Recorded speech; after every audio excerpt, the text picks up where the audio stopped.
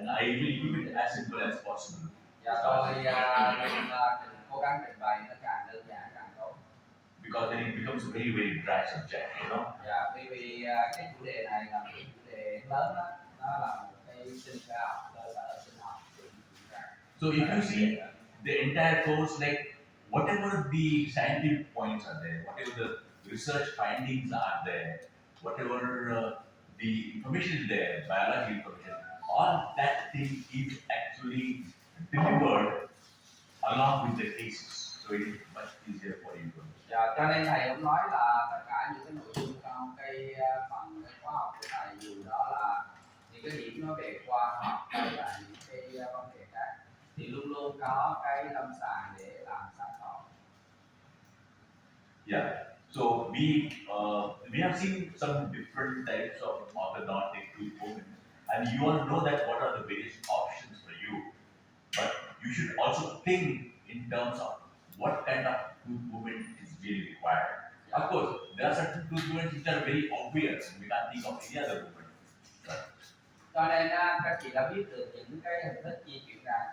Bây giờ cái công việc của mình là trong cái ca của mình cần cái loại di chuyển răng gì, thì cái đó là nó theo cái đặc thù của ca, nó theo cái từ cái chẩn đoán rồi mình ra cái điều trị mình cần phải làm sự di chuyển răng.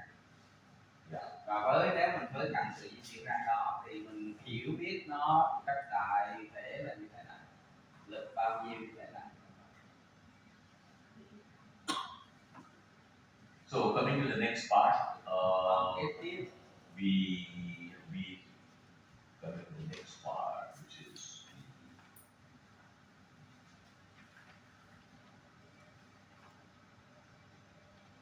other areas of application of forces. Chúng ta sẽ xem xét những cái lĩnh vực khác của cái liên quan đến lực, liên quan đến sự áp dụng lực. So when we apply force, then the question is how long do you apply force? Dạ, khi chúng ta đặt lực thì cái câu hỏi đặt ra là chúng ta dùng lực là bao lâu?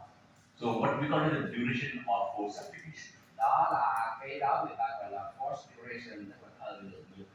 So in orthodontics, there are some ideal or optimal force levels of force duration. I'm not talking about the force levels, but force duration. There is an intermittent force and there is interrupted force. Và trong chuyển nha thì cái thời lượng mà được nó tác động nó có ba loại. Rồi thứ nhất là loại lý tưởng hay còn gọi là tối ưu. Mà chúng ta chỉ nói đây là lực, không có nói đến cường độ lực, chỉ nói đến cái thời gian mà được nó tác động thôi. Nó lý tưởng, nó ngắt quãng và ngắn gọn, có ba loại. Yeah. So we need to understand this now. The ideal force is light continuous. Đó là lực liên tục nhẹ. That means when the force is light và khi cái lực nó nhẹ and it is continuous và nó liên tục, it is supposed to be ideal. Và nó sẽ làm cái lực lý tưởng. Lực lý tưởng là phải lực nhẹ, tức là lực yếu và liên tục. And there are so many different appliances available in orthodontics, and this is possible only with the fixed appliances. Không phải cái cụ nào trong chỉnh nha cũng đạt được loại lực này. Chỉ có cái cụ cố định mới có thể tạo được một cái lực mà nhẹ liên tục. Chứ còn những cái cụ khác không đạt. And of course nowadays with even aligners. Dạ, và ngày nay cái có thể aligner, cái máng giữa trong, cái cây trong và cũng có thể tạo được cái lực như thế này. Earlier it was only with the fixed appliances. Trước đây nó chỉ có là cái cụ cố định thôi. Now let us understand the intermittent force. Bây giờ chúng ta hãy tìm hiểu về cái lực intermittent, lực ngắt quãng.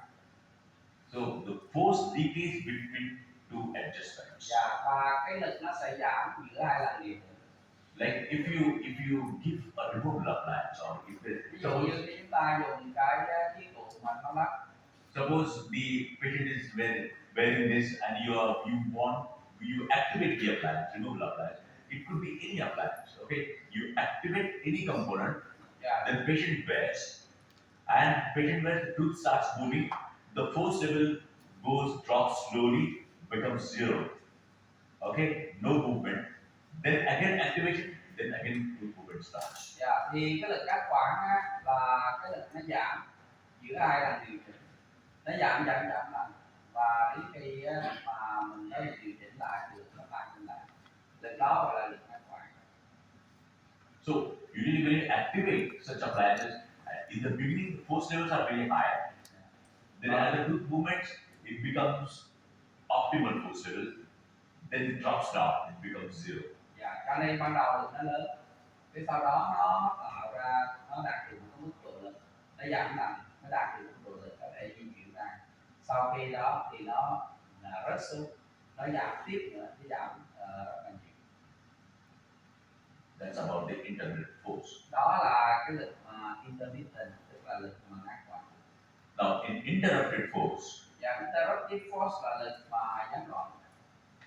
Force is present only when the appliance is owned by the Yeah. patient. Lực hiện diện chỉ khi mà cái khí cụ nó đem. See the difference. The earlier appliance, removable appliance, Yeah. appliance is owned by the patient all the time earlier. Yeah. That removable appliance. Và cái này á, là một cái loại khí cụ mà tháo lắm. But then it is activated at regular intervals. Và để chúng ta kích hoạt ở những cái khoảng thời gian mà nó là đều đặn. That's why the force is intermittent. Cho nên cái lực á, nó gọi là ngắt quãng. So here also there is a appliance to be worn by the patient. Đây là cũng một cái khí cụ mà được đeo ở Việt Nam. But the difference between this appliance and the removable appliance is that this appliance is removed by the patient for a while. Alright? So the patient wears this appliance only at home and during sleep. Rest of the time, patient is not wearing the appliance. Cho nên cái lực này nó khác cái của tháo lắp, là ở chỗ khí cụ tháo lắp mà với cái lực mà ngắt quãng mà chúng ta nói hồi nãy, là ở chỗ là cái này là bệnh nhân khi là bỏ ra ngoài không đều, chỉ đem từ đó thôi. So then what happens is that when the patient is wearing, there is a force all the time, and when the patient stops wearing, but it's not for short duration, but for long time. So if the patient is wearing the appliance for 10 hours or 12 hours, 14 hours, rest many hours, patient is not wearing. So there is a big gap between the two levels of activation. Và cái lực này nó khác là bệnh nhân đeo và sau đó bệnh nhân nghỉ một khoảng thời gian dài, tức là khoảng 10 tiếng đồng hồ trong ngày. Cho nên nó có một cái khoảng trống thời gian rất là lớn từ cái lần đeo trước đến lần đeo sau. Có một cái dặn là chắc chắn rồi. Yeah. Okay, so we now know that this about appliances. Earlier we used to use even for digitalizations, everything. It was very difficult. Now things are improved, very sophisticated, and now we don't use this for the tooth movement. What we do is only in the growing patients for the orthopedic correction. Otherwise, I don't use this appliance at all. Thì hiện giờ thì chỉ dùng cái cụ này là cho cái mục đích là orthopedic. Ngoài ra thì không dùng cho cái gì cả. Headgears are not used. Thầy thôi, thầy chỉ dùng cho cái mục đích là nắn xương thôi, chỉnh xương, chứ không có dùng cho cái để di xa. Hồi xưa người ta hay dùng để di xa.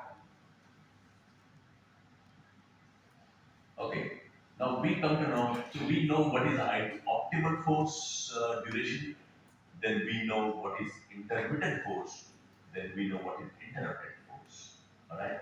Yeah. We also now know what are the optimal force levels, and we also know what are different types of tooth movements, and we also know what each type of tooth movement requires what kind of force. Như vậy thì chúng ta đã biết là các cái loại di chuyển răng như thế nào, các cái chuyển mà cường độ lực như thế nào.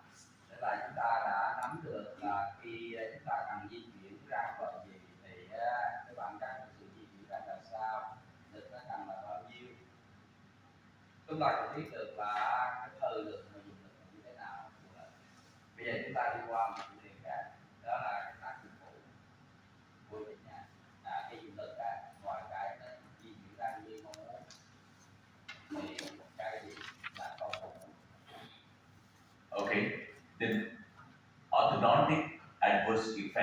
That's also very good. But along with the tooth movement comes undesirable effects as well. Thì là cái này nó cùng với những tác động mà mong muốn thì có thể là cái di chuyển răng nó sẽ tiếp tục với những cái tác động hậu hữu, tác động xấu, adverse là bất hảo xấu không tốt. Yes, and then we should know what are the side effects, and we should take appropriate measures to prevent those side effects. Và chúng ta cần phải có cái biết về cái tác dụng phụ và để chống những cái tác dụng phụ không mong muốn. Yeah. So when we have this, and these side effects are they're everywhere. I mean, you do the restoration, you do a periodontal therapy, or you do prosthodontic treatment, you do implants. Adverse effects are always going to be there. But if you know what are the adverse effects, and if you know what are the measures need to be taken, everything, the treatment is going to be very efficient and effective. Cho nên nếu như chúng ta hiểu được cái sự di chuyển răng mà có lợi, mà chúng ta cũng biết được cái sự di chuyển răng mà có hại, chúng ta biết tránh được thì chúng ta sẽ có được cái sự di chuyển răng nó rất là hiệu quả. Chúng ta chỉ khai thác những sự di chuyển răng mà mình muốn, tránh được những cái mà không mong muốn thì mình sẽ rất là cái điều trị của mình nó rất là hiệu quả, nó rất là hiệu năng, là nó tốn ít thời gian, nó tốn ít công sức, nó tốn đủ cái theo cái chuyện là hiệu năng là phải bỏ đấy mà được nhiều đó là hiệu năng.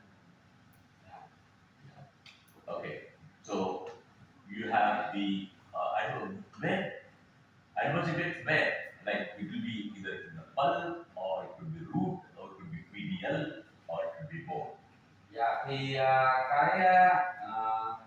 cái tác dụng phụ nó nằm ở đâu?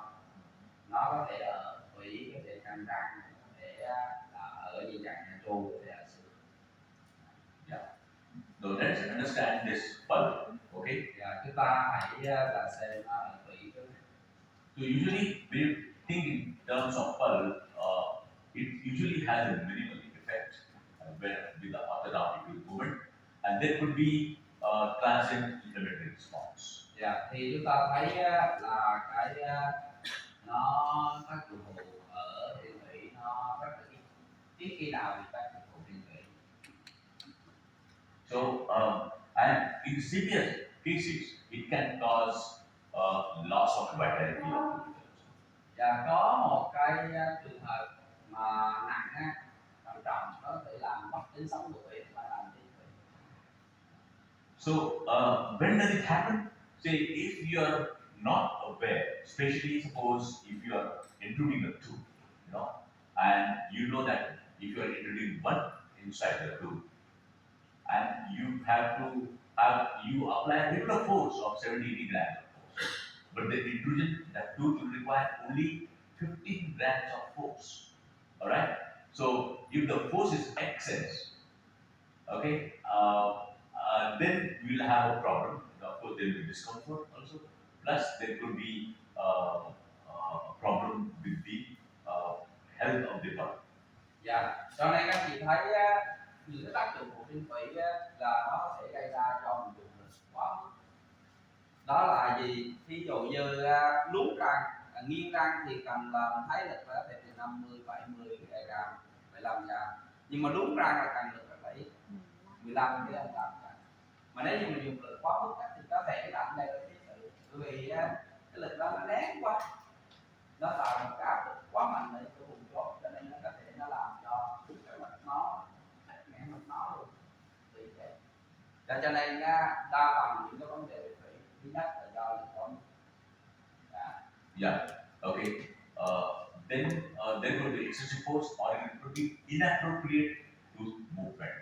Like the movement is not, it's supposed to be in a predetermined direction. That means you as a clinician decide the direction in which the tooth should move, and it should move through a cancerous bone. All right. If the tooth is not moving in that direction, it may cause it may impair with the vitality of the tooth. Thì chúng ta thấy một cái khác, lực thì không có sai, nhưng mà hướng sai.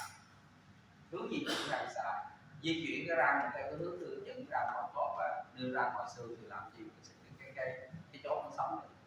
Cái giờ tức là do mình thực hiện cái sự di chuyển sai, không phải là do năng lực mình sai, nhưng mà di chuyển sai là nó có thể nó gây ra những không được. Ok.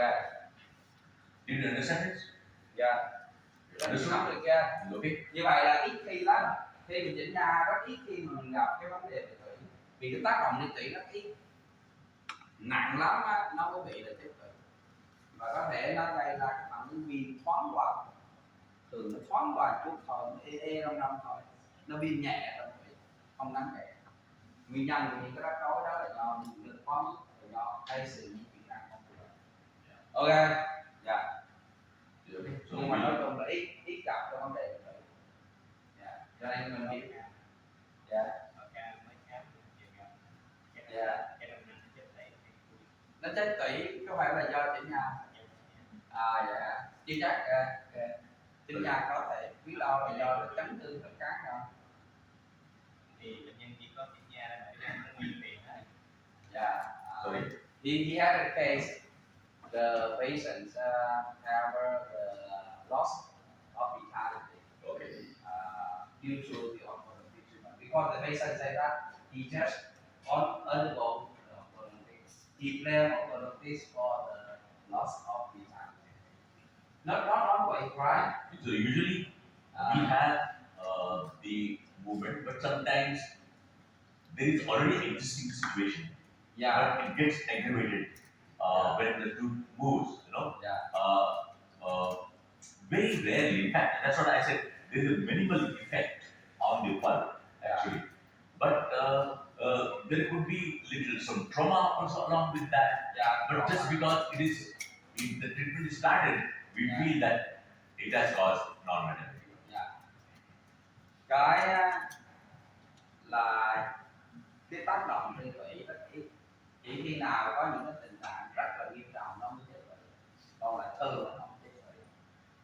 Cái răng có thể nó chết tủy do trải qua quá trình chỉnh nha, có thể trước đó nó bị vấn đề rồi và cái chỉnh nha nó làm nặng thì cái đó nó đẩy nhanh cái tiến trình chết tủy, hoặc có thể là do cái chấn thương này là có thể bệnh nhân té đập vào chấn thương đại thể, hoặc có thể là chấn thương vi thể, tức là cái chấn thương khớp cắn mà nó cứ dập đi dập lại nó chết tủy, chứ không phải là do chỉnh nha.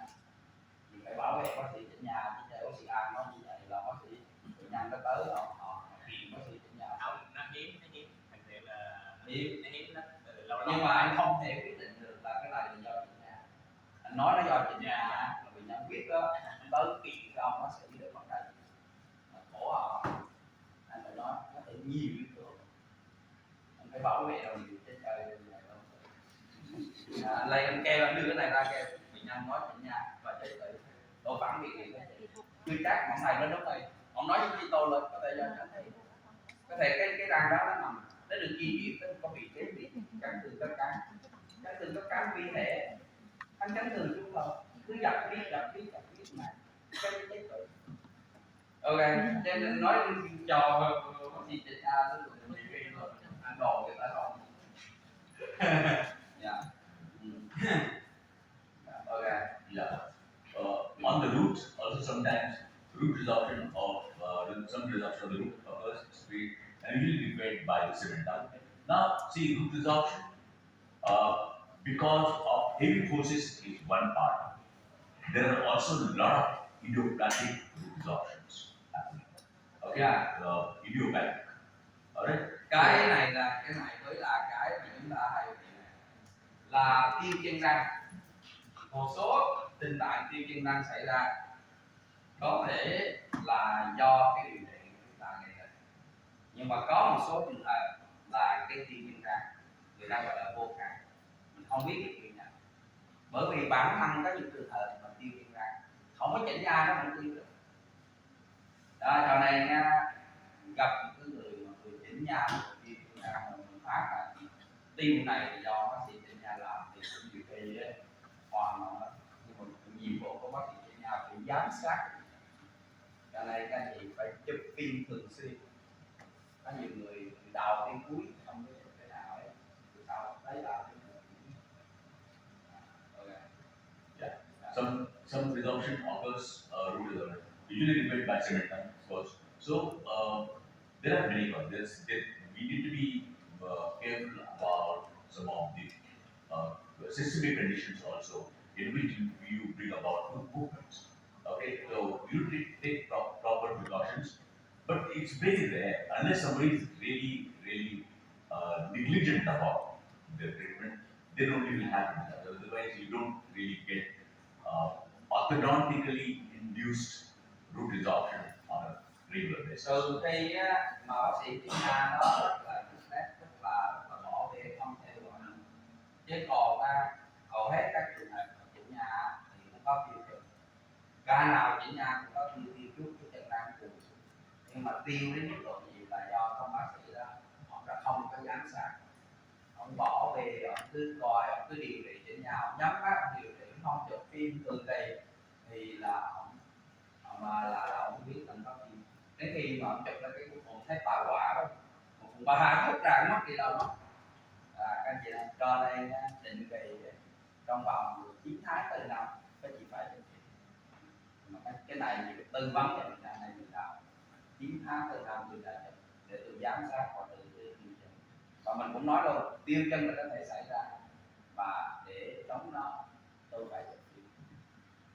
Tiên buồn là có thể tiêu chân, tiên vui là tôi có cách để tôi kiểm soát nó, mà cách phải chọn cái tư thế để an toàn nha. Okay. Còn không á anh chị cứ làm vì tiêu chân nó phải cho mình đâu biết, nó răng vẫn còn cứng rồi mình tưởng là gì, mình tưởng là răng nằm đi hơi tương lai, thì tất cả răng chuyển động nó hơi tương lai không biết chuyển động. Okay. Yeah. Nên là các chị đừng có bỏ bê, đừng có tiếc lép, đừng có bỏ bê cái chuyện theo dõi lâm sàng không đủ, theo dõi. So usually orthodontically induced tooth resorption, we need to be careful about the force levels. Number two, so the force levels, then we need to be careful about the direction of the tooth movement. Yeah. You should not hit unknowingly come in contact with the cortical plate, and you continue the same amount of force. And you should be careful and watchful about if there is a dilaceration of a tooth. Because dilaceration of the tooth, you are applying a regular force, but it is acting as if it is an intrusion happening because the forces are concentrated at that particular time. Để tránh cái tình trạng mà tiêu chân răng, thứ nhất là không được dùng lực mạnh, vì lực mạnh là một trong những nguyên nhân có thể làm tiêu chân răng. Cái thứ hai là chú ý đến hướng di chuyển răng, nhất là đừng có đưa cái chân răng nó đập vô xương vỏ. Đó, có nhiều khi các anh chị không để anh chị muốn là di chuyển răng nhiều, chị kéo đập cái chân răng vô xương vỏ, cái chân nó làm sao mà nó có thể là nó bị xương vỏ nó cứng hơn, là nó phải tiêu. Cái thứ ba nữa là cái ba nữa là chú ý các răng hay là sợi, các răng mà nó cao là nó rất dễ bị tiêu. Những hình thái răng cao là mình phải nói với mình nhá, là nó dễ bị tiêu, cho nên mình phải chú ý cái lệnh đó của bạn. Yeah. Okay, so that's if you take proper care, absolutely there is no issues, and we don't. Nếu như mà chúng ta chăm sóc đầy đủ thì chúng ta sẽ thường là không có bị cái tiêu nặng nề. Còn tiêu chút là luôn luôn có, không có ai mà không tiêu hết. Đem so với con đầu tiên nó nhỏ thì là cuối cùng đó mình tiêu. Các chị ngồi coi tất cả này cả cùng lại chị ngồi các chị coi chiếu này nha, các chị ngồi tin anh ngồi coi chỉnh nha là phải tiêu.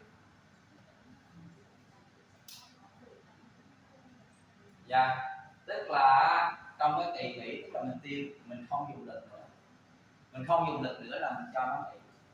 Thì trong cái thời gian đó nó phải sửa chữa lại bằng cái Mosima, nó sửa chữa bằng nó bồi đắp cái tình trạng, nó bồi đắp lại, nó sửa ở phía bay thôi, còn ở phía chót là không sửa. Ví dụ như tiền nó để tiền bị hỏng thì có thể sửa chữa, nó đắp không đồ giả, sửa chữa chứ phải tái sinh. Sửa là giống như bá cao, còn tái sinh lẫn ra y chang như chỗ là gọi là tái sinh. Đó, nó sửa. Nhưng mà ở dưới này là nó đi luôn. Hôm nay chưa giải, không một giải để đó. Okay, so the root, so the distorted apices, thin roots, Dạ, you know, đó những cái chân răng mà bị nguy cơ này. compromised teeth. Dạ. Răng mà có nguy cơ là răng có cái chốt thì là distorted, là bị biến dạng. Răng mỏng, răng mà suy yếu, răng mà lung lay ra, Excess force, là lực quá mức. and history of previous idiopathic resorption, unknown etiology. Vậy sử là đã có tiêu trước đây mà vô căn. Bệnh nhân đã từng có cái tiêu chân răng mà vô căn. Trước đây không có làm gì hết, tự nhiên thấy răng răng tiêu. Thì giờ mình chỉnh nha thì có thể tiêu tiếp. Anh chị nói rồi. Vì trong cái tiêu chân răng có cái gọi là vô căn. Idiopathic là một cái từ cứu vãn răng răng. Để khi mình không biết được mình nói idiopathic. Vô căn là tôi không biết. Vô là không, căn là cái nguyên nhân, không biết nguyên nhân.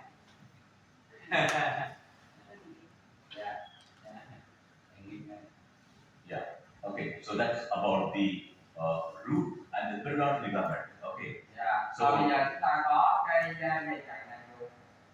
in the periodontal ligament, we have the minimal transient damage. Chúng ta có cái sự phá hủy của cây bộ dây chằng này từ cái thoáng qua. So từ cây. yeah, it is transitional transient damage that happens. But unless you have excess force which is maintained for a longer time, and if there is an existing periodontal disease. Những cái sự hư hại nha chú á, nếu bình thường là mình chỉnh nha có thể nó tổn thương nha chú một cách tối thiểu là rất ít và chỉ thoáng qua thôi. Transient là thoáng qua.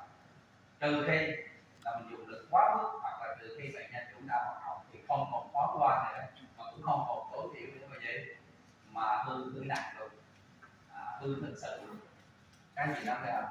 Cho nên thường á mình di chuyển răng cho chỉnh nha là môi nha chú nó bị hỏng chút thoáng qua vậy, minimum không có đáng kể, tối thiểu là bao nhiêu.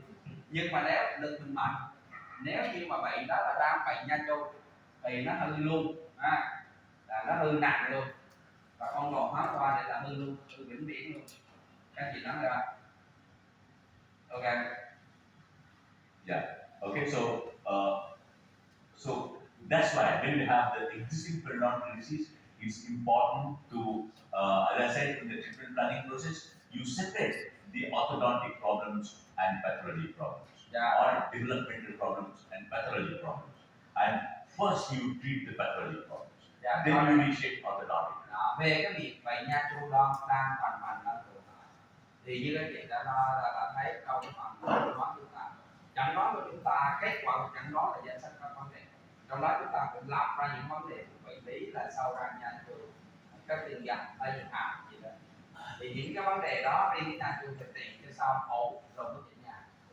Chứ còn nó đang hoạt động nha chú đang hoạt động rồi đang áp xe xì mũ rồi túi nha chú nữa là không được chỉnh nha, để khi nào ổn rồi mới chỉnh nha. Okay. Mà chỉnh nha cho những bệnh nhân đó phải có những cái sự chỉnh sửa cần thiết. Vì có thể là khi các bạn chỉnh nha thì lớn nó sẽ có sai. Thì nha chú thường thường là gắn liền với chỉnh nha cho người lớn. Okay, that's the about the periodontal, and then we have the allular bone. Dạ bây giờ chúng ta có là xương ổ, tác động có hại với xương ổ là gì? So allular bone also, like if you see sometimes you have the marginal bone, which is a little bit lost. There is a minimal transient damage. However, if it is not done properly, probably half 1 millimeter of allular bone loss is there. Dạ thường á thì khi mình chỉnh nha là cái xương ổ mình cũng tiêu, nó có thể bị hư hại, tối thiểu phá hoại, nó có thể vấp ở nửa lên trên vậy. Cái đó là trong phạm vi tất cả nhận được của toàn bộ điều chỉnh chỉnh nha mà tiêu cái xương ổ tới nửa lên là đồng là chấp nhận. Nhưng mà nhiều một cách không được, xương ổ mà tiêu nhiều quá. Yeah. Okay. So usually, but if you see in a normal, good clinical orthodontic orthodontic treatment, you will not find these changes in this particular student. Everything goes. So if there is a good physiologic response, Dạ. then we will not find these kind of abnormal. Dạ. Nếu như mà chúng ta thực hiện cái chỉnh nha tốt, nó đi theo đúng cái sinh học sinh lý thì mình không bị những tác động. Cho nên đừng cái dùng lực quá mức, đừng cái đẩy răng nó qua một cái vị trí mà vậy nó mất hơi đó thì là mình không có bị này. Mình giám sát thường xuyên 0,5 tới 1 mm. Đúng rồi, màu xương tục xương luôn. Also, in addition to these particular structures, I can even add another structure which is the enamel.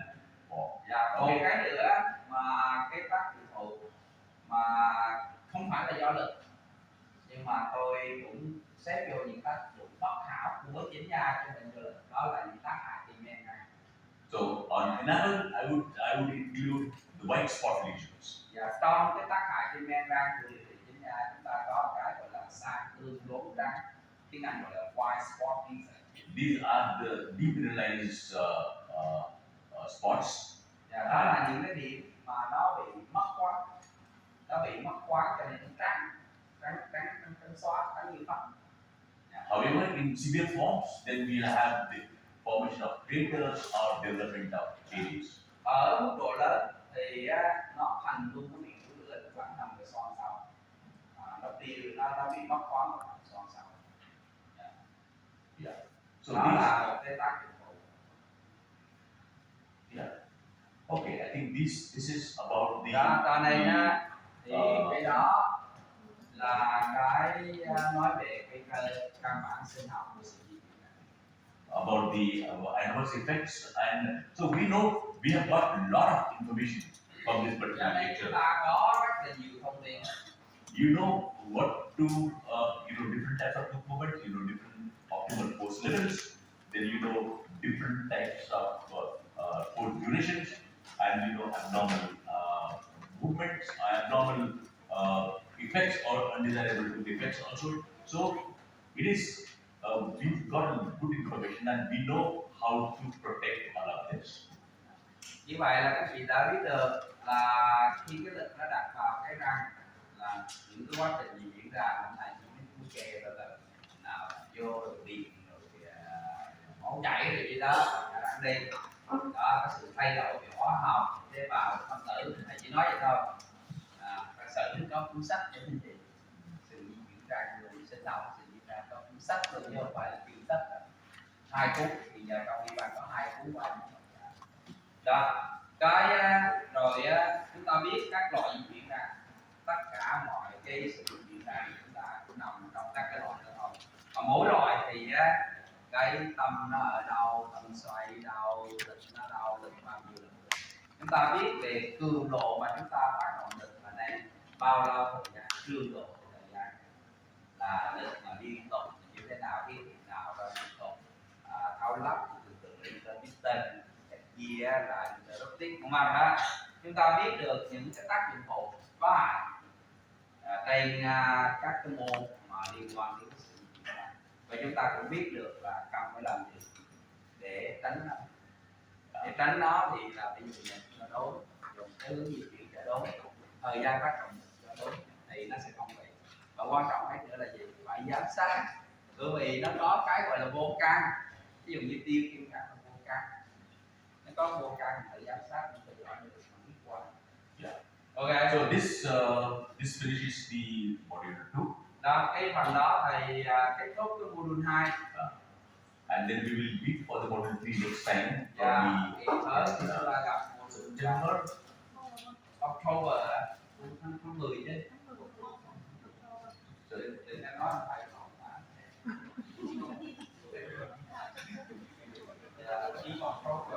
October.